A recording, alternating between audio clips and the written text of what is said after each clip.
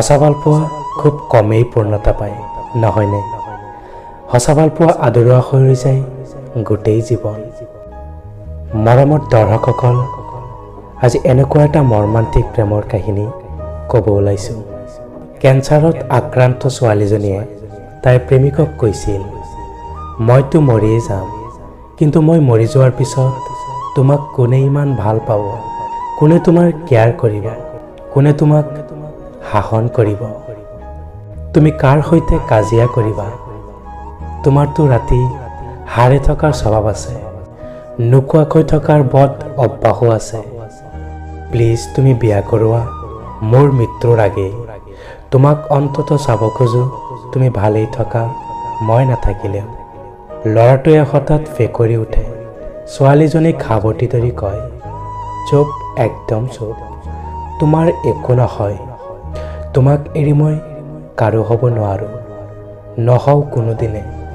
মই যে তোমাক বহুত ভাল পাওঁ, তোমাৰ একো নহয়, ভগৱানে এনে নকৰে। কথাটো শুনি ছোৱালীজনীৰ চকুলো বৈ আহে। বুকুৰ কষ্টবোৰ জমা হৈ উত্তপ্ত তীখাৰ দৰে তীব্ৰ হৈ উঠে আৰু তাই ভাবে এই ভালপোৱা কেইদিন এৰিব লাগিব। আৰু তাই জানে যে পৃথিৱীত আজি ভগৱানো অসহায় তাইৰ বাবে, আৰু তাই যে নিৰুপায়। তাৰ পিছতো ল'ৰাজনৰ মূৰত হাত বুলোৱাই কয়, জানা, মোৰ অন্ধকাৰ ভয় লাগে। অথচ চোৱা, কেইদিনমান পিছত চিৰস্থায়ী অন্ধকাৰত থাকিব লাগিব। কোৱা না, কি কৰি থাকিম? তেতিয়া ছোৱালীজনীয়ে হঠাৎ লক্ষ্য কৰে যে ল'ৰাটোৰ চকুৱে মুখে চকু পানীৰে ভৰি পৰে। দুয়োজনে দুয়োকে সাৱটি ধৰি কান্দি থাকে। এই ঘটনাৰ কিছুদিন পিছত এদিন ছোৱালীজনীৰ মৃত্যু হয়। ল'ৰাটোৱে প্ৰতিটো ৰাতি ছোৱালীজনীৰ কবৰৰ কাষত বহি থাকে। এডাল এডালকৈ প্ৰতিটো নিশা মমবাতি জ্বলাই ছোৱালীজনীৰ কবৰটো আলোকিত কৰে। আজি কিছুদিন পিছত সিও খুব টেনচনত আছে। কেইদিনমান আগত ডাক্তৰে তাৰো কেঞ্চাৰ ধৰা পেলাইছে।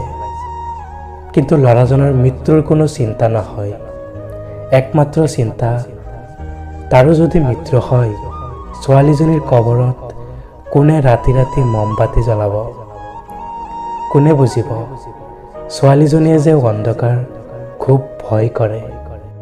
মৰমৰ দৰ্শকসকল, এইখন পৃথিৱীত বহুতো ভালপোৱা আদৰুৱা হৈ ৰৈ যায় গোটেই জীৱন।